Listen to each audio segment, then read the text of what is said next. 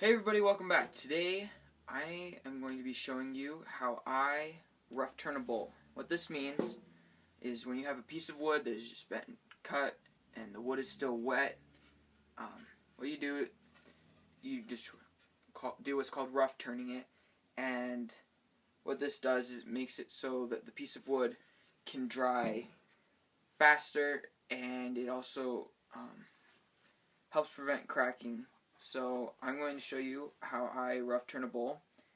I'm going to be turning a piece of sycamore, and so I'm just going to show you how I rough turn a bowl.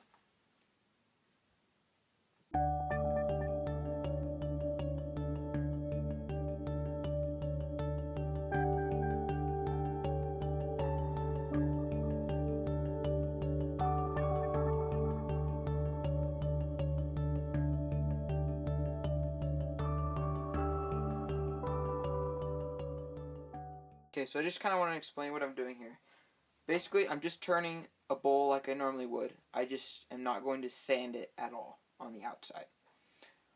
And the other thing is, when I put a tenon on the bottom of the bowl here, I want to make sure that it is large enough that when the wood changes shape, when I go back and true up the tenon later on after this piece is dried out in about 6 months, there's still enough room that I can to true up the tenon and make sure that it's will still fit in the chuck that I have.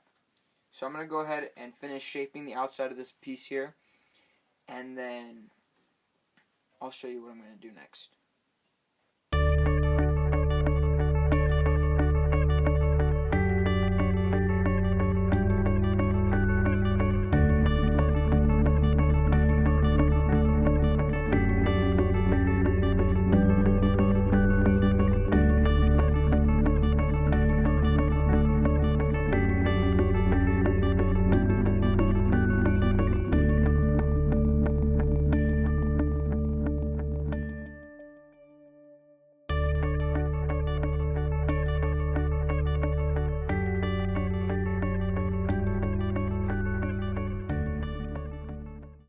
Okay, when you're rough turning a bowl, since after this dries out, you're going to be just truing up the outside to make it flat, and then sand it and finish it like you would a normal bowl. So that way you can get it centered. When you go to do that, you always want to put a mark with your tailstock in the middle of that. So turn on the lathe, bring your tailstock up, and make a mark in the piece where you want it, and that way when you remount it, it'll be centered up. So okay, so now that I got the center mark in there, I'm going to take the bowl off of my screw chuck here,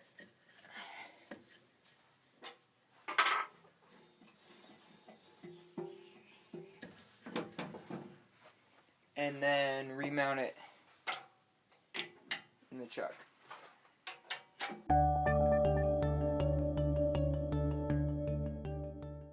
Okay, I don't know if you can see, but on this end here, on the end grain, there's some cracks. So I'm going to go ahead and fill this in with super glue, and when you do that, be sure that it is completely dry before turning it on, or else it'll flick it and get it all over your face shield or your safety glasses, and it does not come off easily. So I'm going to go ahead and glue those up, and then I'll hollow out the inside of the bowl.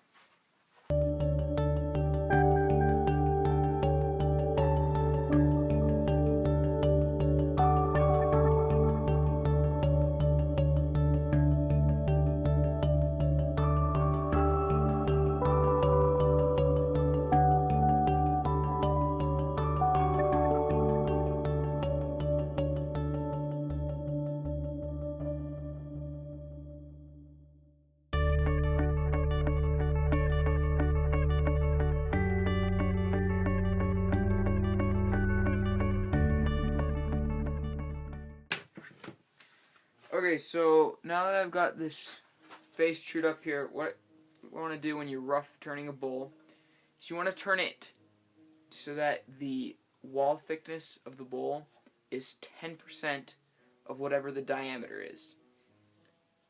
so that way when it dries out, if it warps, it gives you enough material that you can still get it trued up, and you won't turn through the side of the bowl when you're trying to finish it up. So I'm going to go ahead and measure this. This is probably about a 10-inch bowl. So I'm going to go ahead and figure out what the thickness needs to be on this, and then I'll hollow it out.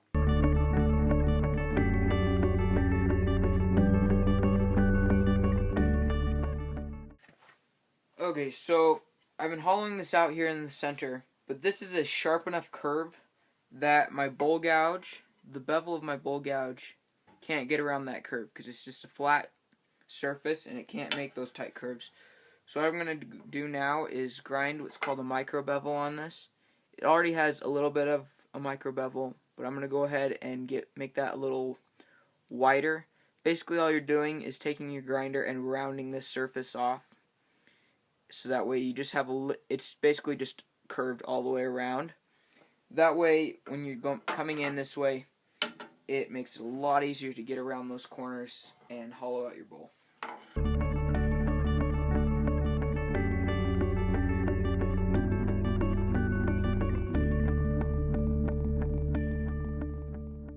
Okay, so you may have noticed I took down most of the material. I came in this way and took that down with my bowl gouge.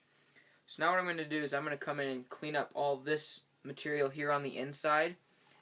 And the reason I'm doing that is because the gouge that I was using, the way that it's sharpened, works really good going into the piece of wood, and it's going real good until it gets to about right there, depending on where how curved your bowl is, and then switch to a traditional grind bowl gouge like this one, where the wing comes straight up instead of being swept back. So I'm going to go ahead and take out all of the material here on the middle of the piece, and when you're turning this, you want to make sure that it has a very consistent thickness all the way through the piece to the bottom of the bowl. So I'm going to go ahead and take out this material here in the center, and then I'll show you what I'm going to do next.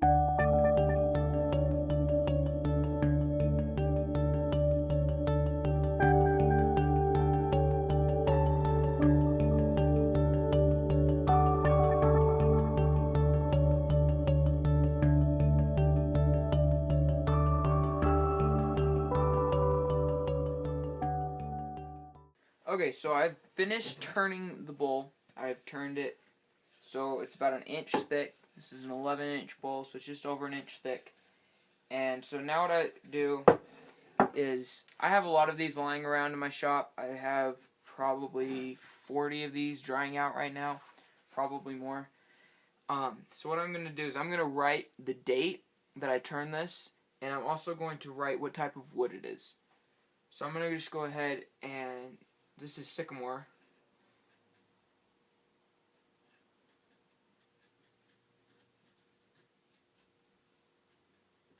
And then put the date on it.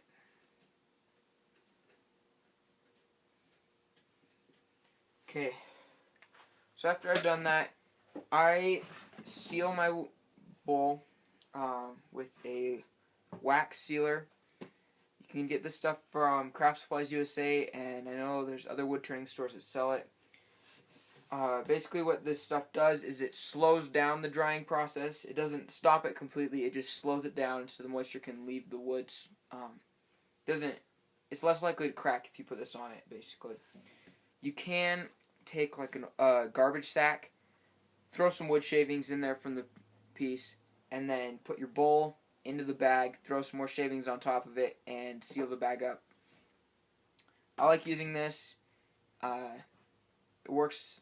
I found that it works better personally, and that way I just don't have a ton of trash bags lying around my shop. There is another type of sealer you can get from Craft Supplies as well. It's a crystal sealer, and I don't know whether or not it works better than the wax sealer. This is just what I use. I got this, the club I'm in buys this wax sealer in a big 5-gallon bucket and then pours it out and then sells it to the club members. So I'm going to go ahead and paint this on. You can just use a paintbrush and just cover the whole thing. Doesn't need to be super thick. You just want to make sure that the whole thing's coated.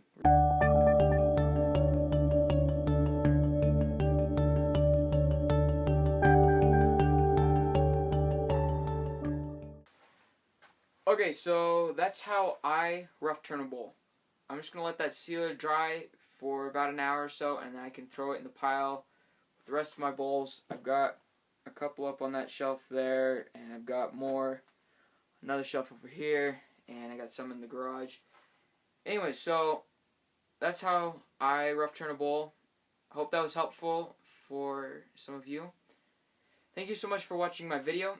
If you liked it, please share with your friends, subscribe, comment, and I will see you on the next video. Bye.